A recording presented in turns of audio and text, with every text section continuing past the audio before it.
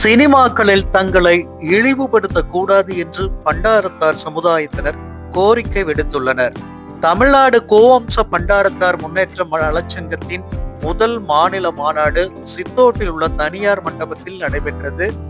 தமிழ்நாடு கோவம்ச பண்டாரத்தார் நலச்சங்கத்தின் மாநில தலைவர் கலையரசன் தலைமையில் நடைபெற்ற இந்த மாநில மாநாட்டில் 1000க்கும் மேற்பட்ட சங்க நிர்வாகிகளும் பொதுமக்களும் கலந்து கொண்டனர்.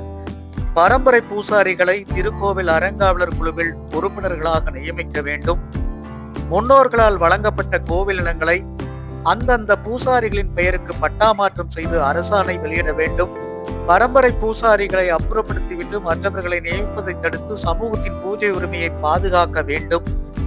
ஊடகங்கள் மற்றும் திரைப்படங்களில் எங்களை இழிவுபடுத்தும் வகையில் உள்ள பண்டார பரதேசி என்ற சொற்களை பயன்படுத்துவதை தடை செய்ய வேண்டும் என்பது உட்பட அரசுக்கு பல்வேறு கோரிக்கைகளை முன்வைத்து தீர்மானங்கள் இந்த மாநாட்டில் நிறைவேற்றப்பட்டன. இது போன்ற காணொளிகளை காண்பதற்கு எங்களது சேனலின் பெல் பட்டனை அழுத்தி சப்ஸ்கிரைப் செய்து எங்களுடன் இணைந்திருங்கள். மேலும் காணொளியை மற்றவர்களுக்கும் பகிருங்கள். எங்கள் சேனலை சப்ஸ்கிரைப் செய்துள்ளவர்களுக்கு எங்களது நன்றி.